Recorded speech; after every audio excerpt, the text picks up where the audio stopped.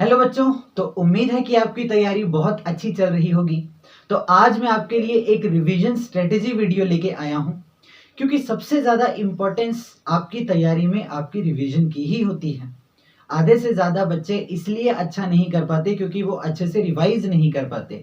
पढ़ा आप सभी ने है, लेकिन अब मैटर करेगा कि इफेक्टिवली रिवाइज कौन कर पाएगा। ठीक है, तो चलो स्टार्ट करते हैं। सबसे पहले तो आपको ये देखना है कि आपके पास अब टाइम कितना है। तो आपके पास लगभग 3 महीने हैं। 7 मई को आपका नीट का एग्जाम है, तो 3 महीने हैं। तो पहली बात तो टेंशन नहीं लेनी है कि टाइम नहीं है। रिवीजन के लिए 3 मंथ्स इनफ हैं, बहुत हैं। ठीक है, हाँ, आप तैयारी ही अभी स्टार्ट कर रहे हो तब आपके पास टाइम कम है। ठीक है, लेकिन रिवीजन के लिए 3 मंथ्स बहुत है। अब सबसे पहले है ना, किसी की सजेशन नहीं लेनी। अपनी नोटबुक खोलो, रफ नोटबुक या डायरी जो भी है आपके पास, पेन निकालो और ये डिसाइड करो कि सबसे पहले तो आपके पास 3 सब्जेक्ट्स हैं पढ़ने के लिए। कौन कौन से? Physics, chemistry, bio. आपके पास 3 सब्जेक्ट्स हैं ये, फिजिक्स, केमिस्ट्री एंड बायो। अब अपने मन से पूछकर, अपनी तैयारी को देखकर, अपने 1 साल की तैयारी को देखकर ये डिसाइड करो कि आपके 2 स्ट्रॉन्ग सब्जेक्ट कौन से हैं। फॉर एग्जाम्पल आपके केमिस्ट्री और बायो स्ट्रॉन्ग सब्जेक्ट है। ये मैं ये मान के चल रहा हूँ क्योंकि मैं फिजिक्स का टीचर हूँ, मुझे पता है कि फिजिक्स में प्रॉब्लम आती है। 80% नीट के स्टूडेंट्स को फिजिक्स में ही प्रॉब्लम आती है, ये सच्चाई है। ठीक है, हाँ, तो ये वीडियो आप तभी देखें अगर फिजिक्स आपका वीक सब्जेक्ट है। क्या बात समझ में आई? मैं इस वीडियो में फिजिक्स की ही स्ट्रेटेजी बताने वाला हूं। ठीक है, तो आपने डिसाइड कर लिया कि फिजिक्स आपका कम स्ट्रॉन्ग सब्जेक्ट है। ठीक है, तो केमिस्ट्री और बायो तो आपको पूरी पूरी रिवाइज करनी है बच्चों। यहाँ पे 100% अपना देना है केमिस्ट्री और बायो में। क्या बात समझ में आई? अब फिजिक्स में भी 100% देना है। वो कैसे देना है चलो बात करते हैं। ठीक है, तो अब आपने ये डिसाइड कर लिया है कि केमिस्ट्री और बायो में आप कुछ भी नहीं छोड़ने वाले। ठीक है, अब बात करते हैं फिजिक्स की बच्चों। आपने डिसाइड किया कि फिजिक्स फिजिक्स आपका कम स्ट्रॉन्ग सब्जेक्ट है और इसमें कुछ चैप्टर्स ऐसे हैं, ये आपकी सोच बता रहा हूं, इसमें कुछ चैप्टर ऐसे हैं जो आपको समझ में ही नहीं आ रहे। आप बहुत प्रैक्टिस कर चुके हो, लेकिन जब आप क्वेश्चंस कर रहे हो तो आपसे नहीं हो रहे हैं वो। क्या बात समझ में? तो पहली चीज जो आपने डिसाइड करनी है वो क्या करना है बच्चों? डिसाइड करो कि क्या करना है क्या नहीं। क्या करना है क्या नहीं, कौन से चैप्टर करने हैं कौन से नहीं। क्या बात समझ में आई? अब ये नहीं कि सब कुछ ही छोड़ने लग जाओ। क्या करना है क्या नहीं। आपको वीक सब्जेक्ट में भी 80% सिलेबस तो आइडियली कवर करना चाहिए, क्योंकि 80% सिलेबस कवर करोगे तब पेपर में जाके कहीं आप 60-70% अटेम्प्ट करके आओगे। क्या बात समझ में आई? ठीक है, ऐसा नहीं कि यहाँ पे 50% की ही तैयारी करके जा रहे हो। ठीक है, अब आ जाओ कि क्या करना है क्या नहीं। ठीक है, इसके लिए आप अलग अलग वीडियो से हेल्प ले सकते हो। ठीक है, जहां पे आपको एनालाइज करके ये दिखाया जाए कि कहाँ से क्वेश्चन ज्यादा आते हैं, कहाँ से इजी क्वेश्चन आते हैं। तो मैंने भी ये वीडियो बनाई हुई है जहां पे मैंने आपको ये बताया है कि कौन से चैप्टर से क्वेश्चन इजी होते हैं, कौन से मॉडरेट होते हैं, कौन से टफ होते हैं। ठीक है, कहाँ से ज्यादा वेटेज के क्वेश्चन आते हैं, मैं वीडियो का लिंक डिस्क्रिप्शन में दे दूंगा। ठीक है, आप कोई और वीडियो भी देख सकते हैं, लेकिन अपनी वीडियो का भी मैं लिंक दे दूंगा। अब आपने ये डिसाइड कर लिया कि आपको क्या करना है क्या नहीं। फॉर एग्जाम्पल, आपके ऐसे एग्जाम्पल के लिए मैं बोल रहा हूं 3 चैप्टर्स हैं, मान लिया 3 ही चैप्टर होते हैं फिजिक्स में। ठीक है, और आपने डिसाइड किया कि आपको एक ही करना है, 2 छोड़ने हैं। एक करना है, 2 छोड़ने हैं। पहली बात, जो छोड़ना है वो बिल्कुल ही छोड़ देना है, उसको टच भी नहीं करना। और जो करना है वो इस तरीके से करना है कि कोई भी क्वेश्चन आ जाए आप कर लो। मतलब अपना 100% देना आपके हाथों में है, क्वेश्चन कैसा आ जाए आपको नहीं पता। बात समझ में? इसीलिए बोल रहा हूं 80% की तैयारी करोगे तब 60-70% अटेम्प्ट करके आओगे। क्या बात समझ में? तो सबसे पहले जो चैप्टर करने हैं वो बहुत अच्छे से करने हैं, जो छोड़ने हैं वो छोड़ ही देने हैं। अब आपको पता है कि कौन से आपके चैप्टर स्ट्रॉन्ग हैं और कौन से आपके ऐसे हैं कि जो हो ही नहीं रहे। अब कुछ ऐसे भी हैं कि आपको ऐसा लगेगा कि हो सकते हैं करने से, तो वो भी आपको अपने तैयारी में डाल देने हैं। क्या बात समझ में आई? तो पहला स्टेप क्या है? डिसाइड करना कि क्या करना है क्या नहीं। दूसरा स्टेप है बच्चों, शॉर्ट नोट्स बनाओ अपने। शॉर्ट नोट्स बनाओ, शॉर्ट नोट्स बनाओ। आपके पास सभी चैप्टर्स के शॉर्ट नोट्स होने चाहिए कि नीट के 2 दिन पहले भी अगर आपको रिवाइज करना पड़े पूरा सिलेबस, तो आप 2 घंटे में पूरा सिलेबस रिवाइज कर पाओ। आपके पास शॉर्ट नोट्स होने चाहिए। इसके लिए आप बहुत सारी अलग अलग टाइप्स की बुक्स होती हैं, इसमें शॉर्ट नोट्स होते हैं। इसके अलावा आजकल यूट्यूब में तो बहुत ट्रेंड चल ही रहा है वन शॉट। बात समझ में, वन शॉट वीडियोस देखो।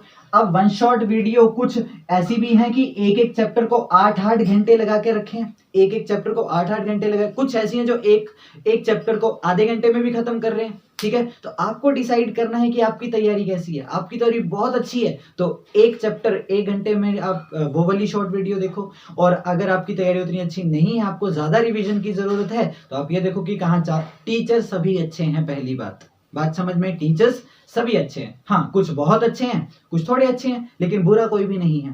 तो आपको वन शॉट वीडियो इस तरीके से सिलेक्ट करनी है अगर आप देख रही हो तो, ठीक है, कि आपकी तैयारी किस लेवल पे है।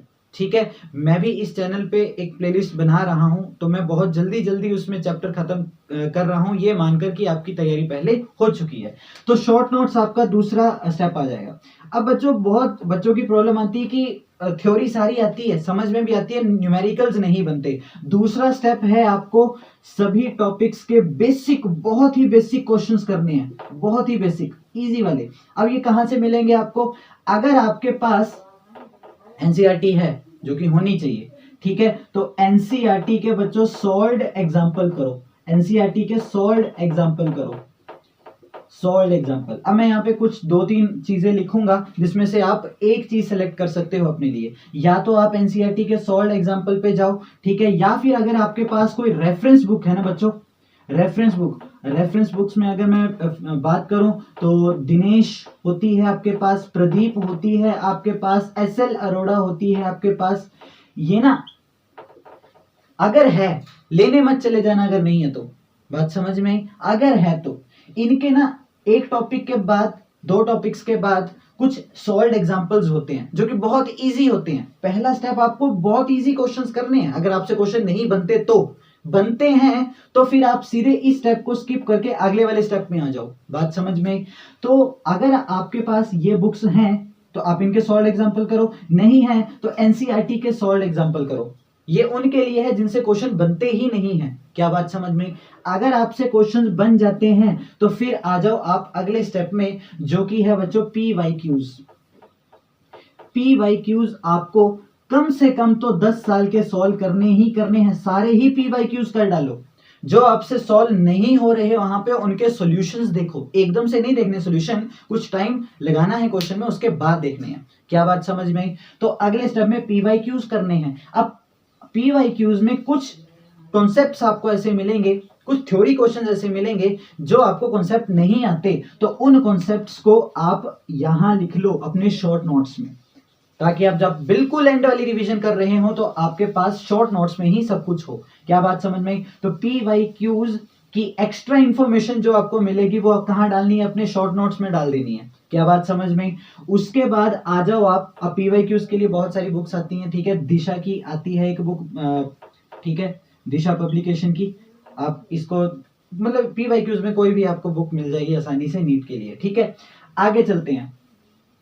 अब इतनी तैयारी करने के बाद बच्चों आपको, ठीक है, अब आना है लास्ट स्टेप में, जो कि है प्रैक्टिस क्वेश्चंस इतने सारे कि कोई लिमिट नहीं है। मतलब जब तक आप थक ना जाओ तब तक करते जाओ।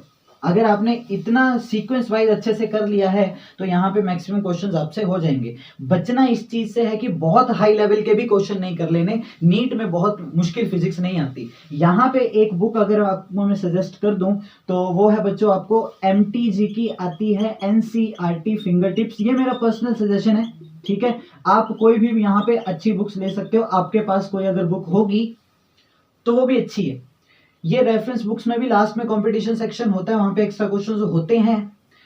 लेकिन अगर आपके पास नहीं है कुछ भी तो एनसीईआरटी फिंगर टिप्स करके बुक आती है, यहां से क्वेश्चंस कर डालो जितने भी होते हैं आपसे। क्या बात समझ में? इसमें सारे टाइप के और टॉपिक वाइज क्वेश्चंस आपको मिल जाएंगे। इसका मैं आपको लिंक दे दूंगा, एनसीईआरटी फिंगर टिप्स का अमेजोन का लिंक वैसे आपको मिल जाएगी। MTG NCERT finger tips famous book है, ठीक है। तो बच्चों इस तरीके से अगर आप तैयारी करते जाते हो, अगले 3 महीने अगर आप इसी स्ट्रेटेजी के ऊपर काम करते हो और बहुत दिल से तैयारी करते हो, ठीक है, टेंशन लेने में जो अपना टाइम वेस्ट कर रहे हो ना, तो उस टाइम को आप इन चीजों पे लगाओ, क्वेश्चंस करो, थ्योरी अच्छे से रिवाइज करो। बहुत ज्यादा टाइम थ्योरी पे वेस्ट नहीं करना। शॉर्ट नोट्स बनाने का तरीका यही है, बार बार थ्योरी की रिवीजन करो। बात समझ में आई? ध्यान रखना है 80% सिलेबस अगर आप कर रहे हो तो इसका 100% करना है। फिर आपको ये जो 80% है इसमें कुछ भी मत छोड़ना। क्या बात समझ में आई? तो उम्मीद है कि आपको ये वीडियो अच्छी लगी होगी, ठीक है, आपको बहुत सारी चीजें यहाँ पे सीखने को मिली होंगी और आपको जरूर एक उम्मीद मिली होगी कि आप बहुत अच्छा कर सकते हैं और आप बहुत अच्छा करोगे, ऐसी मेरे को पूरी उम्मीद है। So thank you so much बच्चों, लव यू।